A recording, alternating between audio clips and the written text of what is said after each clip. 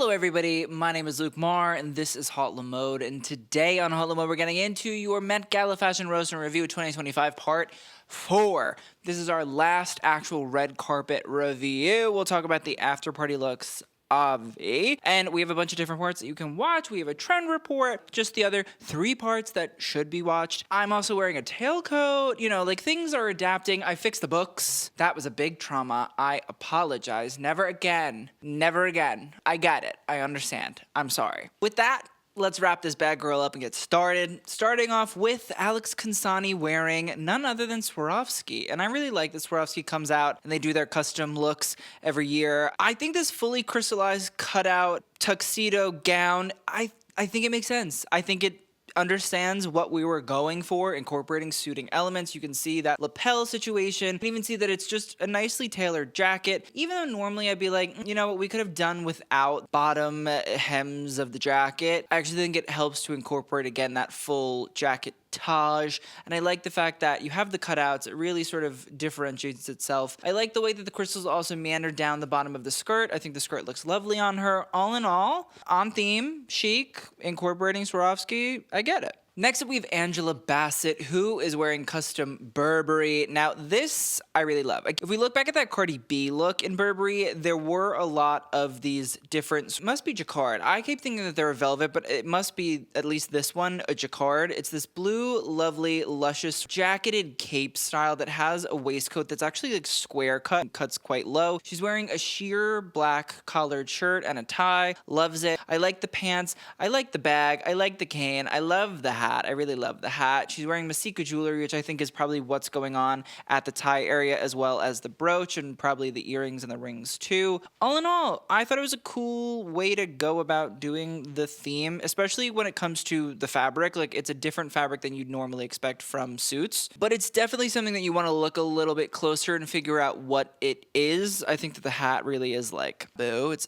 fabulous. I think the cane, she nailed it. Overall, like, proud of Angela Bassett, an icon. Next up, we have McLaughlin, who is wearing Dior Men, as well as jewelry by Joseph Saidan and a watch by Zenith. I think this is good. Listen, Dior Men is currently being done by Jonathan Anderson, and I don't know how heavily involved in this look he was, because I feel like we have not really seen the first Jonathan Anderson-ness at Dior. This feels to me a little reminiscent of the Kim Jones era. I'm kind of not 100% knowledgeable about what the inference or the references are here, but I think that he looks great in the suit. I think it's something about the glove that's making me say it's a Kim Jones moment, because Kim Jones loved a glove. I think the pants could have fit better. I do really love that black band of fabric that sits right at the hem area. I think that's actually kind of cool. I just wish that had it been raised maybe like, I don't know, half an inch, maybe a little more, it could have just popped perfectly on the shoe, not been a problem. But I do love the glove. It feels very Judy Blame to me, which I feel like anytime I talk about Kim Jones, I'm like, Judy Blame, Judy Blame. But it is very kind of Judy Blame. Even the hat. I love all the brooches. I love the pocket square that's not a pocket square, but it's a bunch of like crystals and keychains all tattered on. It was just a cool, different look, and I don't think that this does what I feel like a lot of men were catching flack for on social media. It's not like this like feminizing thing, which like it's not a bad thing to be feminized. One, but B, I think that this was a good way of just doing cool casual suiting that felt a little different, while also like incorporating more showy and flashy and fun experiences. Now, before we get any further into the video, I want to say a huge shout out to today's sponsor, who is Rinse. Now, if you're wondering why I've been looking so spiffy lately in all of these videos, it's because of Rinse. They've been helping me keep my constant rotation of suiting looking real fresh, real crispy, real unwrinkled, so that I can try to keep up with the dapper dandies on this red carpet. Rinse is the clothing care service. You can find them on the Rinse app or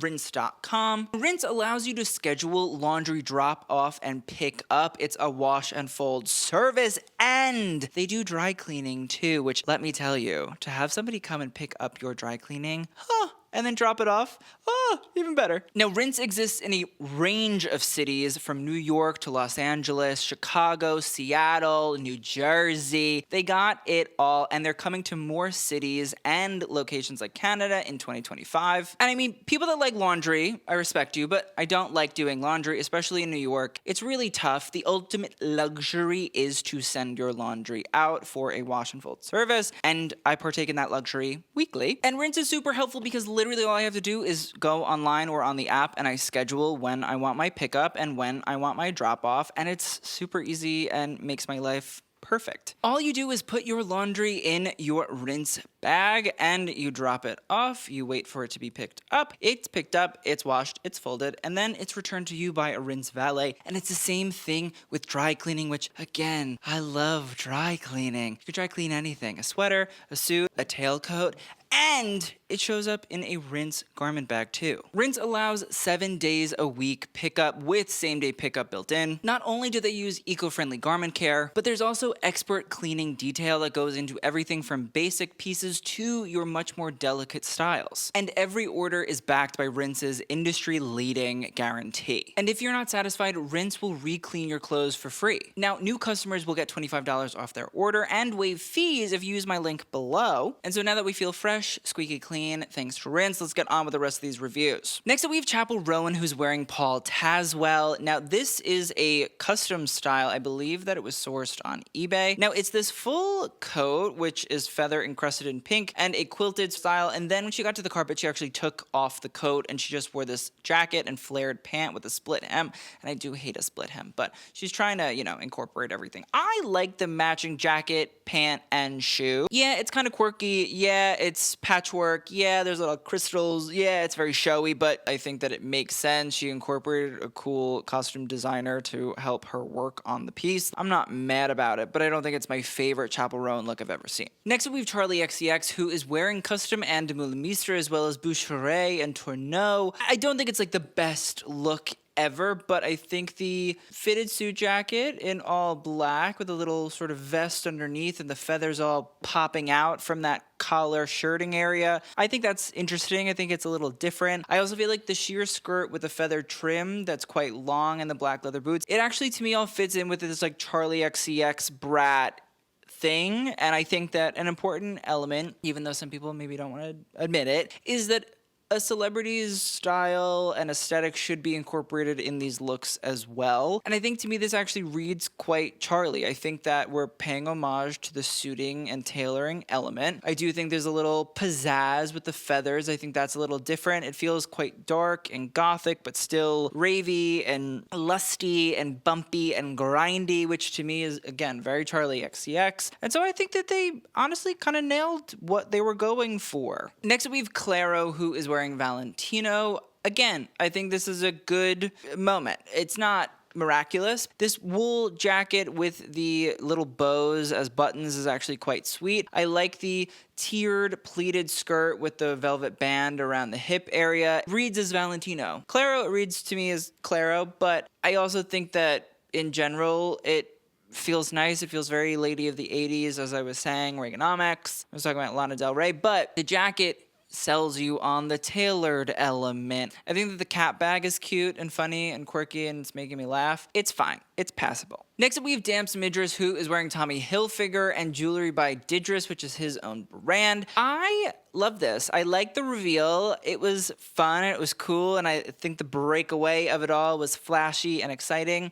And then this suit, I think, is actually quite great. I like the double-breasted waistcoat area. I like the jacket itself. And I like the fact that they incorporated the Tommy tartan, which is that sort of right side of it. It's actually like a real recognized tartan, if you didn't know, and plays again into the history of Tommy Hilfiger. I think that the crystal racing helmet also alludes to the fact that he is in an upcoming racing film, and I really love the brooch. Really, really love the brooch. It's so beautiful. It's like a pocket watch, but it's like a suit jacket pocket watch chain thing. It's interesting and sweet. I think that the flare pants are cool and different. All in all, I think he did a great job. Next up, we have Diana Ross, who showed up in Ugo Mozie. I think she looks radiant. How on theme Diana Ross is, I don't really know. I'm going to say she's probably not technically on theme. I think there's certain celebrities that have been going to the Met for so long that they don't necessarily need to do the theme thing. I think that there are certain like icons, like a Diana Ross, a Madonna, that like they just don't need to do it. And it's like maybe in the past I've demanded that they do it, but I think if you've been going to the Met before the like theme dressing was really important, you get the pass, especially if you're at icon status like this. I love this big beautiful train though, and the fact that it had her children and her grandchildren's names embroidered into it, really lovely. I guess also you could say she's somewhat on theme. If we think about the hat of it all, I mean, these big hats are important within the Black community and Black style as well. I think I actually have a book. It's called Crowns, Portraits of Black Women in Church Hats. And if you think about the dandy, church was an important part of the sort of dressing up, the Sunday best, the Sunday style. I would put the hat in maybe not like Black dandy specific, but definitely like Black community oriented. But again, she's Diana Ross, so like she could do whatever she wants. And she looks fantastic. Next up, we have Diljit Dosanjh, who is wearing Prabal Gurung, and I apologize that I didn't talk about him earlier. He's also wearing Golecha jewelry and Cartier. How Black dandy it is, say it's probably not, but what I will say is tailored for you. I mean, embellishments, embroideries, the jewelry, the hat, it all incorporates into this idea of like wearing your finest and like showing up and showing out. So I think that it's utilizing your own personal sort of culture and history to honor the idea of this experience. What I'll also say, again, probably not my inference to make, but people that have been colonized in the past, maybe honoring that element, that joint sort of recognition of the history, is also a way that people are trying to empathize and also sort of partake in that celebration. Now, he's wearing this beautiful sherwani, which is a sort of longer outer coat or like jacket style within India. Now, Diljit was very much so trying to emulate and recreate a very sort of iconic look of a Maharaja of Patiala named Burbinder Singh. He is from the Punjab region of India. Now, I know that Diljit was also having Golecha jewelry recreate the very iconic Patiala necklace, which was made by Cartier, but actually gave Cartier all of these diamonds to actually create the Patiala necklace. And so Diljit actually requested from Cartier to wear this beautiful big necklace, but Cartier said no, it's still in their archives, which I also think is a little odd, especially if he was recreating the look of the Maharaja of Patiala. Like, one would think you could just lend it out for the evening. All in all, I thought this look was rather fantastic, rather chic, rather wonderful, and a cool historical nod. Next up, we have Dua Lipa, who's wearing Chanel and fine jewelry by Chanel. Again, we don't know if this was a Mathieu Blazy creation. I don't know how involved he was in the experience, but what I'll say is it definitely technically does fit into the theme because of the tweed jacket that she's wearing, which actually is quite a lovely little tweed style. I mean, it's incorporating all these lovely crystals. The 20s sort of sheer bodice with the feather skirt and the long sheer skirt underneath, that's always just a tough sell to me. It never looks modern, it never looks cool proportionally. It's just hard to get into. Technically she's on theme, but I don't like the look. Next up, we have Ego Nwodim, who is wearing Christopher John Rogers, hot, also Bucherer and Jaeger LeCoultre. The CJR moment is actually quite lovely and wonderful. This bodice with the built-in peplum, almost panier style, paired over top of this little trouser and this bolero jacket. It's great. I think it's on theme. And what I want to say is that if you actually look at the sleeve of the jacket, there is this ombre of colored buttons, and that is a reference to one of the iconic fashion designers of the 20th century, Patrick Kelly, because he did these rainbow buttons that were all different colors. It was mismatching. It's like obviously a reference to Black history. It's very much so to a designer who had incredibly interesting tailored pieces throughout their career, but who passed away quite young, unfortunately, before they really could like kick it into overdrive. Yeah, I thought it was lovely. I think that the necklace works. I think the headpiece is cool overall. Again, interesting way to take on the theme yet still be on theme. Next up, we have Hunter Schafer, who is wearing Prada. It's on theme. I think like the double-breasted waistcoat style in white with the high collar and the turtleneck and the black jacket. Like, it's all on theme. It's just a little simple to me. I wish maybe there was a little more pizzazz to it. I just think Prada has so many great floral print textile references in terms of suiting that could have been incorporated to make it a little bit more wow. And I think I was just missing out on that. But I do think, all things considering here, it's a great crisp, minimal moment. Next up, we have Isha Ambani. Now, I don't know exactly who Isha is wearing, but I know that this was done in collaboration with her stylist, Anamika Khanna, and she's wearing some Tiffany jewelry. But I think it's on theme. The bodice and the pant, maybe the pant more so than the bodice, is definitely on theme. But this coat is miraculous. I mean, it's long, it's beautiful, it's tailored. The embellishment and the embroidery is absolutely phenomenal. I mean, I could stare at it all day. Something about those Ambanis, you really gotta look and stare and think and ponder. If you don't, you're gonna miss out on all the good detail. Next up, we have J Balvin and Valentina Ferrer, who are both wearing Marc Jacobs. J Balvin, I think, is on theme. Valentina, not as on theme, but I do think she looks fab. J Balvin, obviously wearing this fabulous pink suit, matching tie. I like the waistcoat, the hat. He just looks good. He looks great. He looks on theme. It's colorful, it's bright, it's poppy. Valentina, I wish that they were both wearing a suit. I think she would look fantastic in a suit, always. But this polka dot, protruded, exaggerated style to me is very recent Marc Jacobs. I think that the brown and white polka dot with the black satin at the back and the stripes on the side, probably an allusion somewhat to suiting. And if you think about like the stripes on the side of some pairs of pants, maybe one could think about it that way. But in terms of the theme, not on theme. Does she look fab? Absolutely, she looks fab. Together, they look hot. Next up, we have Jamie Soros Singer, who is wearing Sergio Hudson and Brioni Raymond jewelry. I think she looks fab. Again, like, guys, we could wear a suited gown. This is like the perfect example of you can wear a suit that is a gown too. Like, it goes both ways. They're reciprocals. It can happen. I think this color is lovely on her. I like the crystallized tie. I think the little crystals on the shoulder are also great. The hat works.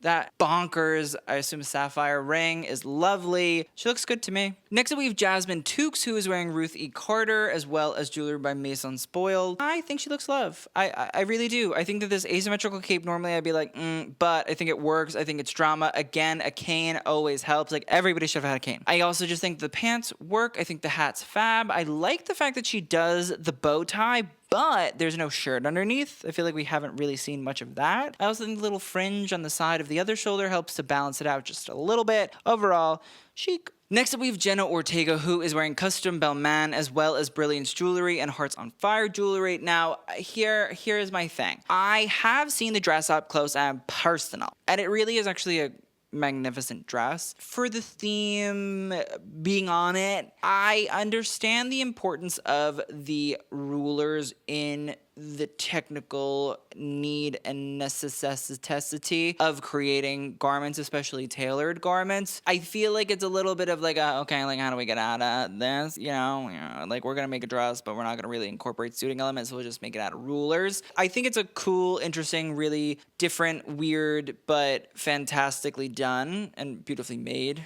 gown. How on theme it is, though, like, I think this is maybe one of the hardest ones that I've had to contend with. I guess I'll say it's on theme, but I don't know. Barely there, but everybody uses it. Like, architects use rulers, third graders use rulers, so like, how on theme is it really? Next up, we have Jeremy Allen White, who's wearing custom Louis Vuitton and Sky Diamond jewelry. This pissed me off. I just think that the pinstripe three-piece suit is like the bare minimum. There's nothing really exciting, nothing really interesting, nothing really memorable. I wouldn't even call it a flared pant, you know? Like, I can even see in the back where it's dropping. Blah. It was blah, boring, uninteresting, not thought out or super exciting. And I get it that he's like leading man, yada yada bullshit. Like, it's the Met Gala. Why be unmemorable? That's what I can never comprehend, is like, what is the point of being so unmemorable? You know, at the Oscars, fine. Do your tuxedo by whoever, blah, blah, blah. At the Met, it's just like, oh shit, I gotta show up because my publicist said so. Boo! Go make a what is it, a roast beef sandwich, hot beef, whatever they call it. Go make a goddamn sandwich in Chicago. Shut up, because you could be as decadent as a Portillo cake, and you're not. Next up, we have Keith Powers, who is wearing Hugo Boss as well as David Yurman jewelry. I love this. I thought this was so good. I like the high collar style. I love the tie as well as the loop at the back of the tie showing. I actually think it's quite chic, even though obviously it's like hard to get a perfect tie. I also think that the jacket works. The stripes clash well against the polka dots, and the pants. I like these wide pants with these large pleats in them. It's a lovely, simple, easy breezy, beautiful cover girl look. Next up, we have Kiki Palmer, who is wearing custom Vera Wang wearing Anitako jewelry. I don't like it. I didn't like it, but I thought it was on theme. So I feel like that's good. There was something about the shape of it that just kind of felt awkward. And I know that people are going to be like, well, you liked Jenny Kim's Chanel look. Yeah, because that was like a black pant with like a black jacket dress thing. I think that maybe had we gone for a white trouser, it wouldn't have clashed as much. I like the shape. I like the silhouette of this dress style. I just think that, well, yes, it is on theme to have the waistcoat. I don't think that the waistcoat halter is as incorporated, I think, as it could have been into the actual look. I also don't really understand the beads becoming like a shag carpet in the front there. It's like a weird curtain. It feels like that, but it doesn't go all the way down the front of the dress. I think it just feels a little discombobulated. Yes, it's on theme. I am happy to see that. I just think the look itself was not as strong as I would expect for Keke Palmer. Next up, we have Megan Thee Stallion. Probably one of the more controversial looks of the evening, because even in the context of Tailored for You, where the look should just fit, I wouldn't say it did. Listen, this is kind of classic Michael Kors in terms of this silvery white crystal halter floral lace dress. I like the dress itself. With the big fur, again, we can talk about the reference to the Black community and the importance of fur, the way it's passed down throughout generations. The hair is like a Josephine Baker reference. I get it. The actual suited Tailor for You thing I don't think was hit. And unlike Diana Ross, Megan Thee Stallion is not age-old icon that aged into the I don't have to dress to the theme. Megan does have to dress to the theme. I just didn't understand it, and I feel like this would have been a great example of her putting on a hot, sexy suit, even a gown with a suit incorporated. There was a lot that could be done, and this to me just didn't feel her best nor Michael Kors' best, because on top of it, the bust area is so smushed and it doesn't feel like it's actually lifting. It feels like it's crushing the bust. And so that was even more unfortunate because you can't take your eyes off of it because of how crushed they look. What I'm also going to say is some people were like, oh, well, this is Michael Kors' fault. It's I'm going to be honest, this also could be Megan's fault. It's Megan likes to be sexy. She likes that. I don't know whose fault it was that we went with this whole thing and the tightness of that chest, but all in all, everybody involved was in the wrong, because shouldn't have been this. Next up, we have Miley Cyrus, who is wearing custom Alaya, and I think this is the only custom Alaya that we've seen. Yes, it's a jacket, and I think that's great, and I think that's wonderful. It's a crocodile embossed leather, and it's a bolero. It cuts away, and then it has this high-waisted skirt in black and silk with the necklace, and from the waist up, I like it. What I will include is that I thought if we were going to do the crocodile jacket reference, we would have done the crocodile tailcoat by Alaya. Fear that, well, yes, this is fine. It's on theme. It works. Now that I saw this version, I'm like, oh, shit. Wait, no. Reverse. Make it the crocodile tail jacket. I want that. So yeah, this works, but it could have been better. Next up, we have Mindy Kaling, who is wearing Harbison Studio and Marco Bisigo jewelry. I thought she looked great. I really thought she looked great. I love the skirt. I love the jacket. I like the cummerbund train in velvet, in that red and white velvet. I think that the multi-buttons that run up the sleeves is luscious. The white lapel that also has that velvet sort of back collar detail. She looked great. It was cool. It was interesting. It wasn't too much. It wasn't shooting for everybody's attention. Yet at the same time, I was like, okay, Mindy Kaling, I see you. I appreciate you. I'm happy for you. So yeah, I love this on her. Next up, we have Quinta Brunson, who is wearing custom Sergio Hudson and some David Yurman jewelry. I thought this was fine. You know what I mean? I like the off-the-shoulder beaded pinstripe gown with the jacket. It wasn't anything really to write home about, but I thought it was on theme. I thought she showed up. I thought she looked nice. I thought it fit pretty well. I'm into it. Next up, we have Regé Jean Page, who is wearing none other than Brioni, which, for Brioni, proud of you, because it's not what I think of when I think of Brioni, as well as jewelry by Tiffany and a Tag Heuer watch. Listen, the double-breasted jacket with the red, with the pant could have fit better, but oversized, trench coat that's laid over top, and the red shirt underneath, he was trying. The red shoe, he was trying, he was working, he wanted to do it, and I appreciate that he did, in fact, do it. Is it the best look ever? No, but he tried, and that was the thing. It was so simple, to try and you'd be on theme and I'd say, great. Maybe I want a little bit more, but I appreciate that you at least hit the theme, and that's A for effort and at least a C for execution, because it was a suit jacket. All you needed was a suit jacket. And I think this is a great example of like happy. And also like helps with a brand like Brioni that I feel like normally you think about like navy blue, black, pinstripe, gray, like suiting. We can get outside of the box a little bit, and that's important. Next up, we have Rosé, who's wearing Saint Laurent and Tiffany & Co. And the most spectacular thing about this whole outfit is the jewelry. Love a Saint Laurent black suit. I love a tuxedo. I love the smoking. Maybe a little bit more than a black suit with a off the shoulder shawl kind of caftan coat. Do full smoking chic diva lesbian. The hair down, and I don't talk about anybody's hair, but like there was just no trying here. She said, I'm gonna throw on a suit, I'm gonna call it a day, and that's a disappointment for everybody involved. But that necklace is fantastic. But the outfit sucks hard, and not like in a good hard suck. Next up, we have Savannah James, who, listen, I'm really sad that LeBron James didn't come. I was honestly low-key devastated when I found out that he was not going to be there because he got an injury, and like sad cry, because I think about LeBron James in a Tom Brown suit, short suit specific, maybe like once a week. It's like burned into my brain. But she is wearing Hanifa custom, as well as Lorraine Schwartz jewelry. And Savannah James said, listen, my husband can't be here, so I will do not only my work, but his work too. I thought this was a great example of you can 100% do a gowned suit. Now, this custom Hanifa has a sheer corset, which, oh my gosh, wow, I can be sexy and also wear suiting. And then the rest of this jacket, honestly, kind of amazing. I love the fact that you have these sort of basting stitches. And their basting stitches are essentially like temporary stitches that people use things to like hold in place when you do the real stitch. So that's why you see like certain white lines. But a lot of the seams, you can actually see the seam allowance,